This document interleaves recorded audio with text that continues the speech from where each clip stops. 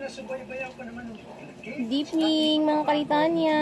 Kakarating ko lang po dito sa aming tahanan. Ayan, alas 8 na. Magluluto pa lang kami ng pang-dinner namin. Dahil sabay-sabay kami dumating ng late na. Sama ng dalawa kong estudyante. Ito ang buhay ng working nanay mga Kalitanya. Shout out din sa mga bago kong followers at mga dati ko pang followers na taga-subaybay ko palagi. Thank you so much. Busy mo na ang inyong Kalitanya.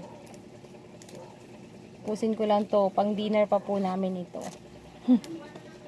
Nanguha ako ng malunggay ko dyan sa tanim ko.